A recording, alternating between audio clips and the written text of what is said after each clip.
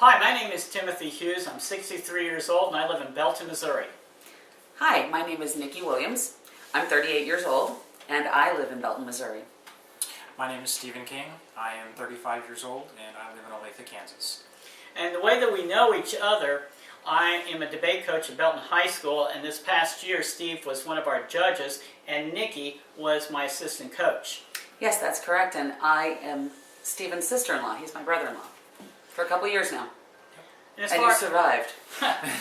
As far as our personality, I have 25 years of college and secondary education behind me. My best hobby is gardening, and I have a background in metaphysics. And I'm a professional singer, and I enjoy performing. It's my absolute favorite thing to do in the world. I also love working with teenagers. I'm still the assistant speech and debate coach at Belton High School, and they're a lot of fun. I also enjoy video games and sleeping. Lots of sleeping. Lots of sleeping. I've been doing IT work for about the past 12, 15 years or so. I enjoy basically working on computers and working on the computer networks. I'm the quiet one of the group. I'm also the non-believer of the group. And I'm the believer. And I am a believer, but my biggest thing is I'm terrified of the dark. Absolutely terrified. And clowns. I'm scared of clowns. But the dark especially. I will tell you that I didn't know much about ghosts at all until I moved to Belton, Missouri in 1986, and there was something in our house that the realtor didn't tell us about. We experienced our first 8 days in the house having such things as urine on the kitchen floor, bells ringing, car keys disappearing, the lights going on and off, pounding on our garage door, until we brought in some people from the psychic community, and in one night they were able to remove the entity, and we finally were able to settle into our home. I have quite a few experiences with the paranormal throughout my life, but my most recent is that we have a ghost that lives in our house. She actually lives in the hallway, and it's a typical haunting of, it's not very violent or loud, but I am able to communicate with her, and she is a young girl who just wants to watch children grow up because she died when she was a child. And after my kids finish growing up, she plans on crossing over to her next lifetime. I've never had any experience with anything paranormal or with ghosts or anything like that. I'm hoping that maybe this experience will change that. And I can say that after the experience I had in 1986, I was invited by these same individuals from the psychic group to accompany them with a large group of people up to Cameron, Missouri, about 2 hours away, to investigate complaints by children in a family's home. It was an interesting experience. I didn't see any ghosts, but it was an interesting experience. I have some experience in investigating paranormal activity, particularly for a friend of mine who lived in Kansas City. She had some almost poltergeist-like activity in her home. It was very violent, plates smashing, and she had a young baby at the time, and she was worried about her safety. So I went into her home and did an investigation and discovered that the entity was very malicious, very hostile, and I did a cleansing wherein you create a sacred circle, you burn sage, you say a few choice words. I also used a bell to remove the negative energy. It was very successful, and they had no problems with that energy after that time. I don't have any experience investigating the paranormal. Again, this situation would be my first time. Now, of TV shows that are on cable, I would say Ghost Adventures are the ones that I like the most, simply because they take what they're doing quite seriously. They believe they're actually talking to ghosts, or at least trying to, and I find it's a very credible show. I actually don't watch a lot of ghost hunting shows. I've seen a few here and there. I haven't seen Ghost Adventures, and I will check that out because you like that, so I might like that too. But most shows that I've seen have more of a scare tactic vibe to them, where they seem to be set up simply to frighten people and get the reactions on tape.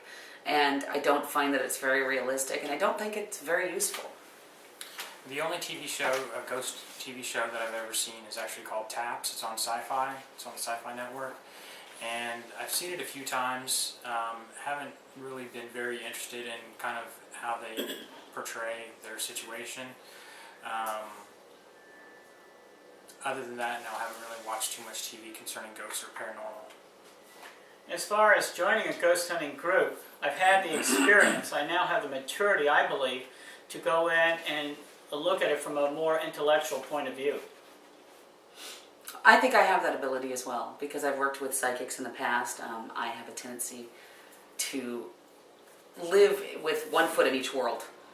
So I also have an overactive imagination, though.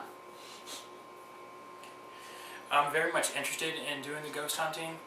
Like I said, this experience I think will be my first.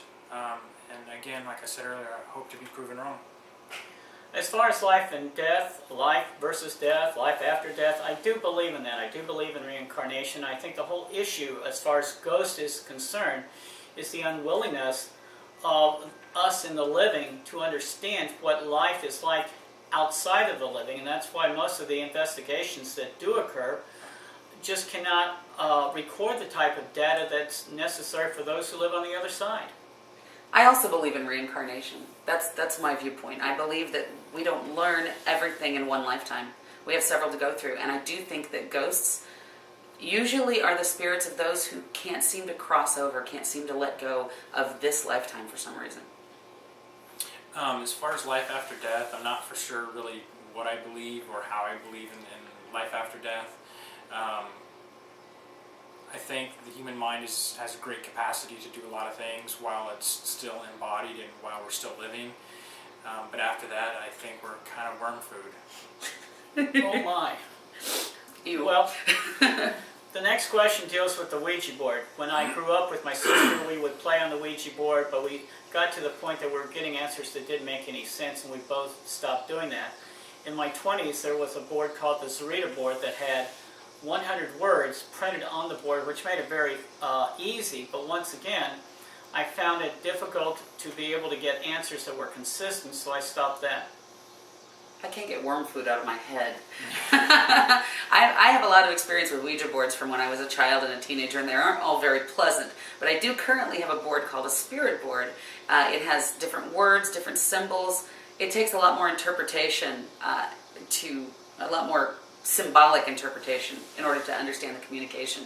But I really enjoy using it. I've learned a lot, and I've communicated with that a great deal across the veil. I've never used a Ouija board or any other type of psychic tool or anything like that.